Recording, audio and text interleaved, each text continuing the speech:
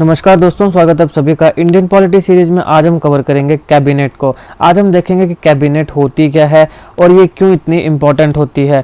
धीरे धीरे हम अपने चैनल पे सारी की सारी इंडियन पॉलिटी को कवर करेंगे, तो आप हमारा चैनल सब्सक्राइब कर लीजिएगा। हमने already prime minister, president, vice president, council of ministry, इन सबको कवर कर लिया है। टाइप्स ऑफ मेजोरिटी को कवर कर लिया है। आज हम कैबिनेट को देखेंगे। देखिए दोस्तों, काउंसिल ऑफ मिनिस्ट्री को हमने एक अलग वीडियो में कवर किया है, जिसका लिंक आपको डिस्क्रिप्शन में मिल जाएगा। और आप हमारी प्लेलिस्ट में जाइए इंडियन पॉलिटी, वहां पर आपको सारी की सारी पॉलिटी की वीडियोस मिल जाएंगी। इसके साथ हमने economy, geography, GK tricks, first in India, festivals of India, environment and ecology, इन सब के ऊपर हमने अलग अलग प्लेलिस्ट बनाई है। आप हमारे चैनल में जाके उसको चेक कर सकते हैं। तो दोस्तों, जब मैंने आपको काउंसिल ऑफ मिनिस्ट्री पढ़ाई थी, तब मैंने आपको बताया था कि काउंसिल ऑफ मिनिस्ट्री की तीन मुख्य कैटेगरीज होती हैं: cabinet ministers, minister of state और डिप्टी मिनिस्टर्स। ये सारे मिलकर बनाते हैं council of ministry. Council of ministry में 60 से 70 मिनिस्टर्स होते हैं। हालांकि काउंसिल ऑफ मिनिस्ट्री में कितने मिनिस्टर्स होंगे ये कॉन्स्टिट्यूशन में डिफाइन नहीं है, तो ये डिसाइड कौन करता है? ये decide prime minister of India करता है। ये ऑलरेडी हम पहले वीडियोस में देख चुके हैं, जो कि काउंसिल ऑफ मिनिस्टर की वीडियो थी। तो ये 60 से 70 मिनिस्टर्स जो होते हैं, ये बनाते हैं काउंसिल ऑफ मिनिस्ट्री। अब इन्हीं 60 से 70 मिनिस्टर्स में से कुछ ऐसे मिनिस्टर्स होते हैं जिनको इंपॉर्टेंट मिनिस्ट्रीज या इंपॉर्टेंट पोर्टफोलियोज दिए जाते हैं, जैसे defence ministry, home ministry, finance ministry, external affair ministry. ये सारे के सारी इंपॉर्टेंट मिनिस्ट्रीज हैं। तो कुछ मिनिस्टर्स को ये इंपॉर्टेंट मिनिस्ट्रीज मिलेंगी। वो 15 से 20 मिनिस्टर्स जिनको इंपॉर्टेंट मिनिस्ट्रीज दी जाएंगी, वो बनेंगे कैबिनेट। देखिए दोस्तों, जो कैबिनेट होती है वो प्राइम मिनिस्टर के काफी नजदीक होती है और ये काफी पावरफुल भी होती है। हालांकि हमारे ओरिजिनल टेक्स्ट जो था कॉन्स्टिट्यूशन का, वहां पर कैबिनेट मेंशन नहीं थी। यानी ये जो कैबिनेट शब्द आप देखते हो, ये हमारे ओरिजिनल, जब सबसे पहले हमारा कॉन्स्टिट्यूशन ऑफ इंडिया बना और कमेंस हुआ, तब इसका जिक्र नहीं था। लेकिन वहां पर काउंसिल ऑफ मिनिस्ट्री का जिक्र था। काउंसिल ऑफ मिनिस्ट्री का आर्टिकल 74 और 75 में जिक्र आता है, जो हमने ऑलरेडी काउंसिल ऑफ मिनिस्ट्री की वीडियो में अच्छे से देखा था। लेकिन ओरिजिनल टेक्स्ट में कैबिनेट का कोई भी मेंशन नहीं है। तो इसको 1978 में आर्टिकल 352 में इंसर्ट किया गया था। आपके लिए यह इंपॉर्टेंट है। आप सब जानते हैं कि जो चीज़ कॉन्स्टिट्यूशन में नहीं है, उसको अगर इंसर्ट करना है तो कैसे इंसर्ट किया जाएगा? ऑब्वियसली कॉन्स्टिट्यूशनल अमेंडमेंट के तहत।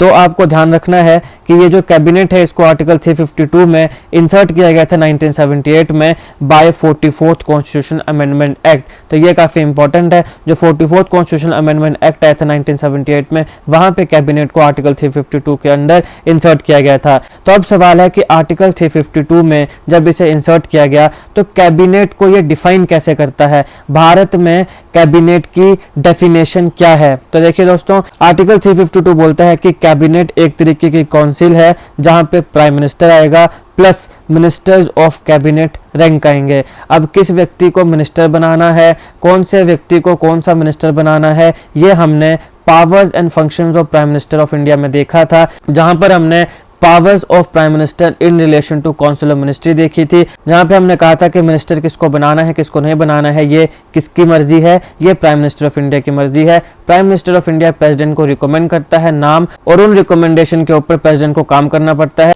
और जिन जिन लोगों को प्राइम मिनिस्टर रिकमेंड करता है, उन्हीं लोगों को प्रेसिडेंट मिनिस्टर अपॉइंट करता है। प्राइम मिनिस्टर और मिनिस्टर दोनों को अपॉइंट कौन करता है? प्रेसिडेंट ऑफ इंडिया करता है। यह हमने प्रेसिडेंट ऑफ इंडिया की वीडियो में देखा था, पावर्स एंड फंक्शंस में। हमने प्राइम मिनिस्टर ऑफ इंडिया की पावर्स एंड फंक्शंस में भी उनको देखा था, in relation to council of ministry, in relation to parliament, in relation to president और अदर पावर्स एंड फंक्शंस। तो आप उसे जरूर देखिएगा, powers and function of prime minister.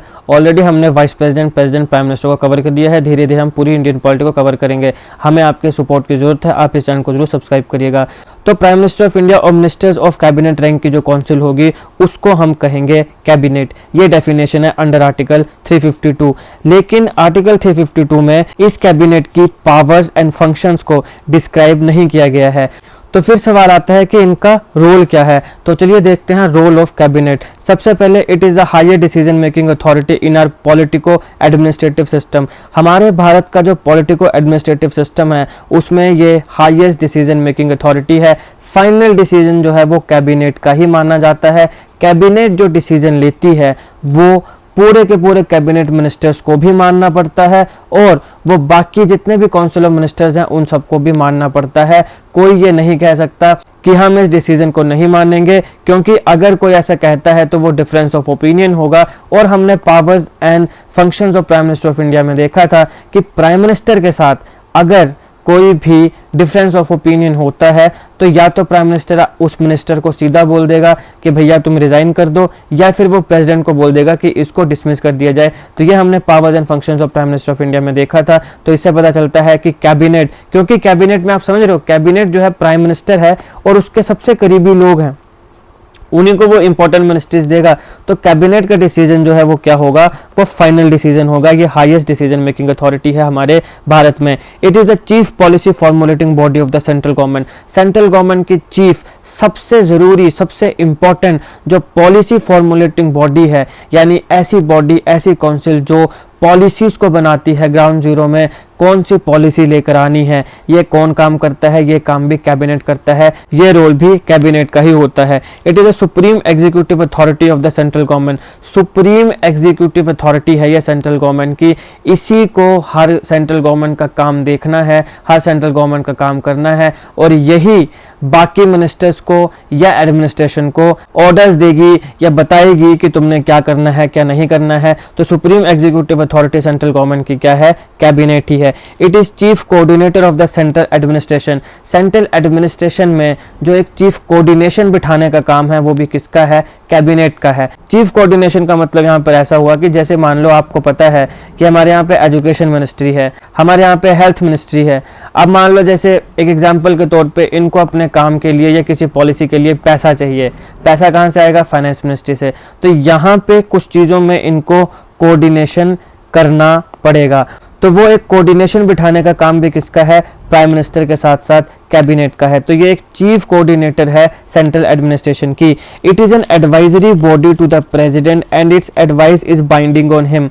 तो अब अगर आपने मेरी president of India, prime minister of India या काउंसिल ऑफ मिनिस्ट्री, इन तीनों में से कोई भी एक वीडियो देखी हो तो आपको पता होगा कि यहाँ पर बात कौन से आर्टिकल की हो रही है, आर्टिकल 74 की हो रही है, जो क्या बोलता है, जो बोलता है कि भारत में काउंसिल ऑफ मिनिस्ट्री होगी और उसका हेड प्राइम मिनिस्टर होगा, और इनका काम क्या है, to aid and advise the president of India. तो प्रेसिडेंट ऑफ इंडिया इसी काउंसिल ऑफ मिनिस्ट्री की एड और एडवाइस पे काम करता है। लेकिन काउंसिल ऑफ मिनिस्ट्री में भी सबसे पावरफुल कौन है, कैबिनेट मिनिस्टर्स। तो अंततः प्रेसिडेंट ऑफ इंडिया किसकी एड और एडवाइस पे काम करेगा, वो कैबिनेट की एड और एडवाइस पे काम करेगा। तो ये एक मेन इंपॉर्टेंट एडवाइजरी बॉडी है जो प्रेसिडेंट ऑफ इंडिया को एडवाइस करेगी। हमने काउंसिल ऑफ मिनिस्ट्री में कुछ इंपॉर्टेंट सुप्रीम कोर्ट की जजमेंट्स को भी कवर किया था, जिसमें मैंने आपको ये भी बताया था कि सुप्रीम कोर्ट की जजमेंट है कि अगर मान लो लोकसभा डिसॉल्व भी हो जाती है तो भी काउंसिल ऑफ मिनिस्ट्री डिसॉल्व नहीं होगी तब तक जब तक नई काउंसिल ऑफ मिनिस्ट्री नहीं आएगी, क्योंकि प्रेसिडेंट ऑफ इंडिया बिना काउंसिल ऑफ मिनिस्ट्री के एड और एडवाइस पे काम नहीं कर सकता है। और काउंसिल ऑफ मिनिस्ट्री में भी अंततः चलती किसकी है, कैबिनेट की ही चलती है। कैबिनेट का डिसीजन फाइनल डिसीजन होता है।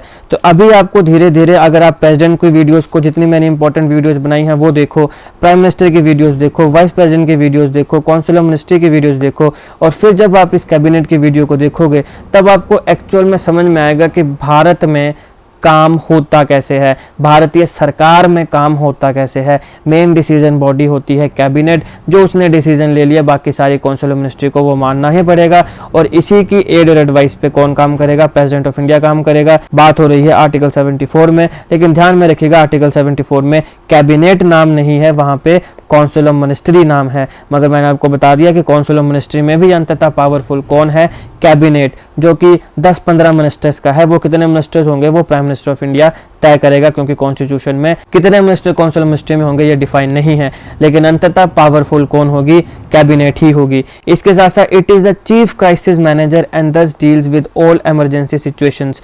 तो ये चीफ क्राइसिस मैनेजर है और जितने भी इमरजेंसी सिचुएशंस आएंगी उनके साथ यही डील करेगी। जैसे मान लो पाकिस्तान के साथ युद्ध शुरू हो जाए, जैसे मान लो चाइना के साथ युद्ध शुरू हो जाए, तो जो चीफ क्राइसिस मैनेजर होगा वो कौन होगी, वो यही कैबिनेट होगी। अब मैं आपको एक एग्जांपल देता हूँ।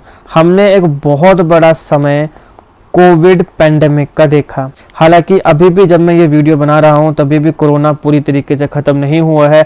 अभी भी एक बार फिर बातें उठ रही हैं कि दोबारा से क्या पता ओमिक्रॉन का एक नया वेरिएंट आ ना जाए। तो इस पूरे कोरोना पेंडेमिक के समय आपने टीवी पे बहुत बार सुना होगा कि प्राइम मिनिस्टर ने आपातकालीन कैबिनेट मीटिंग बुलाई है।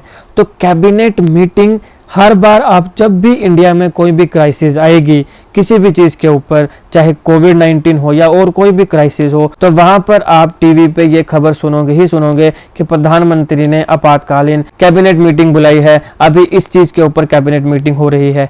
तो ऐसा क्यों होता है? ऐसा इसलिए होता है क्योंकि ये चीफ क्राइसिस मैनेजर है, यही जितनी की जितनी इमरजेंसी सिचुएशंस होती हैं उनके साथ क्या करती है, डील करती है। तो इससे आप समझ सकते हैं कि कैबिनेट कितनी इंपॉर्टेंट है। फिर it deals with all major legislative and financial matters, जितने भी लेजिस्लेटिव मैटर्स हैं, जितने भी फाइनेंशियल मैटर्स हैं, कौन इसके साथ डील करेगा? यही कैबिनेट इसके साथ डील करेगी। It exercise control over higher appointments like constitutional authorities and senior secretariat administrators. तो जितने भी इंपॉर्टेंट अथॉरिटीज होती हैं, चाहे वो कॉन्स्टिट्यूशनल अथॉरिटीज हो या सीनियर सेक्रेटरीट एडमिनिस्ट्रेटर्स हो, वहां पर भी किस व्यक्ति को बिठाना है, किसको नहीं बिठाना है, किसे वहां पर उस हायर पोजीशन में अपॉइंट करना है, किसे नहीं करना है, इसका कंट्रोल भी कौन एक्सरसाइज करती है? यही कैबिनेट एक्सरसाइज करती है। It deals with all foreign policies and foreign affairs.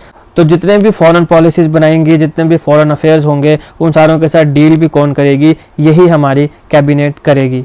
तो यह था कैबिनेट से रिलेटेड सारे इंपॉर्टेंट फैक्ट्स। यहाँ पर एक चीज़ ध्यान रखिएगा कि काउंसिल ऑफ मिनिस्ट्री और कैबिनेट को बहुत से लोग कई बार इंटरचेंजेबली यूज़ करते हैं, लेकिन ये गलत है। हमने एक अलग वीडियो में काउंसिल ऑफ मिनिस्ट्री और कैबिनेट के बीच में डिफरेंसेस बताए हैं। एक बार आप काउंसिल ऑफ मिनिस्ट्री की वीडियो देखो, ये वाली कैबिनेट की वीडियो देखो, फिर आप उन डिफरेंसेस वाली वीडियो देखो, फिर आपको समझ में आएगा कि क्यों कैबिनेट हमारी पावरफुल है और कैसे ये पावरफुल है। हमने इसके रोल देख लिए, हमने इसका मतलब देख लिया। इसके अलावा हमने प्रेसिडेंट के ऊपर 3-4 वीडियोस बनाई हैं, प्राइम मिनिस्टर के ऊपर 2-3 वीडियोस बनाई हैं, वाइस प्रेसिडेंट को हमने एक ही वीडियो में कवर किया है, काउंसिल ऑफ मिनिस्ट्री को भी एक ही वीडियो में कवर किया है।